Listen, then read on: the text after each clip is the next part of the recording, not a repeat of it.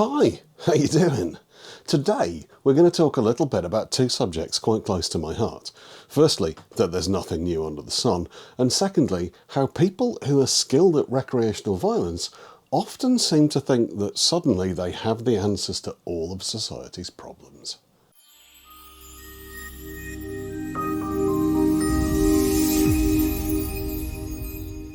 I don't know about you, but the social media platforms I frequent tend to show me a lot of stuff related to martial arts. Some of it's brilliant, like Chris Bones or old bastard BJJ, but some of it is a little less awesome, ranting about how people are weak and effeminate now, how the world's going to shit, how it's the fault of certain groups of people, and how if we could only get back to being proper men, it would fix all the issues with whatever country it happens to be that they're living in at the time.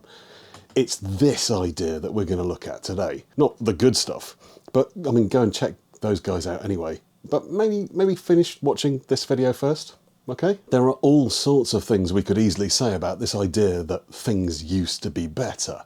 But the fact is that people have been making this self-same complaint for, well, as long as there have been people. In the Iliad, Nestor said, "Never again can I behold such men as Pirithous and Dryas, shepherd of his people, or as Ceneus, Exadius, godlike Polyphemus, and Theseus, son of Aegeus, peer of the immortals.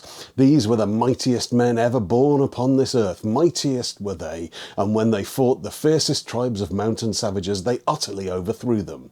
I came from distant Pylos, and I went about among them, for they would have me come, and I fought as it was in me to do. Not a man now living could withstand them."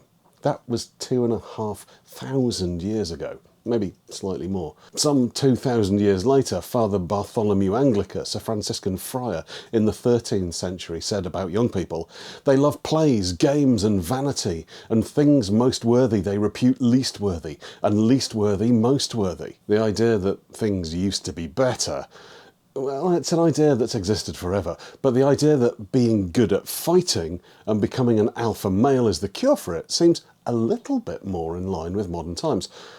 But no, sadly that's old too. I want to read you a letter from Lord Thomas Manners, son of the Duke of Rutland, to his wrestling instructor, Sir Thomas Parkins.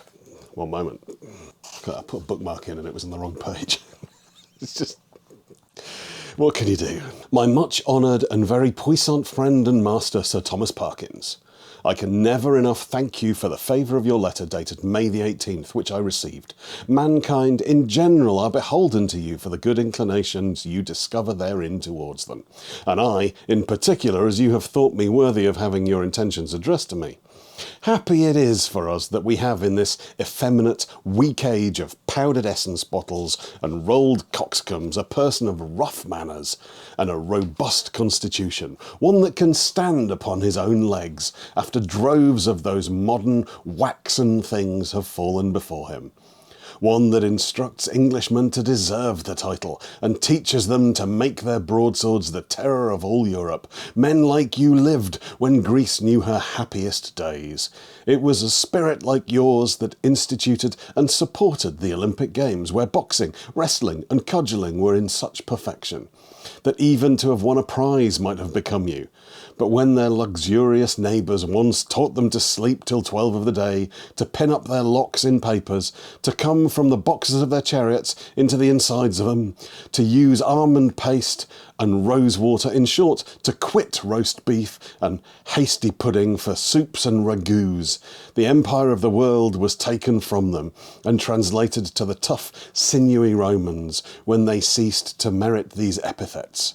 Their eagle drooped her wings, and the brawny Britons were the favourites of Mars. Oh, Sir Thomas, you must preserve our glory amongst us, and save the British standard from falling, and since invincible death will give even you a trip, as we see by the moralising tombstone you have erected, suffer not your memory to be blotted out from amongst men.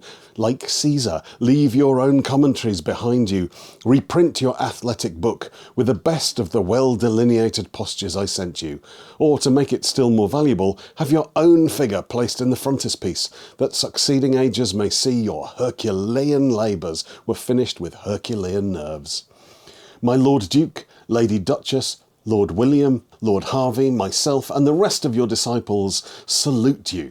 For my part, I shall always stand upon a good guard to serve you offensively and defensively. On all stays my arm is ever extended, my foot advanced, my fist clenched, and my broadsword drawn when you call for it. In short, I am, dear Sir Thomas, yours in all holds, postures and guards, inlock and outlock, erect or inclining, inside, outside, medium or pendant, your trusty friend, Thomas Manners. P.S. I have ordered my broadsword according to your directions. Short of the beautiful flowery language that clearly alludes to an extremely well-educated author, that could easily be something written by one of the manosphere alpha male commentators that seem to consider the world of martial arts their own. I think it's safe to say that the sort of complaints people are making today about the state of manhood are, well, nothing new, and so we shouldn't take them too seriously. You'd probably expect me to make some kind of political point here, but I'm not going to fall down that rabbit hole. The only advice I'd offer is, well, just be nice to people and train hard. When you hear this sort of diatribe, treat it for what it almost certainly is. The uninformed rant of a man who is becoming more and more aware of his own mortality and has an agenda he isn't sharing. He's almost certainly selling something. And if you find yourself agreeing with him, then remember, more than anything else, that's just a sign you're getting old. Anyway, do you have any good examples of people in history complaining that it was all much better when they were young? If you do, stick them in the comments, I'd love to see them. And to those of you still here at the very end of the video, fight team.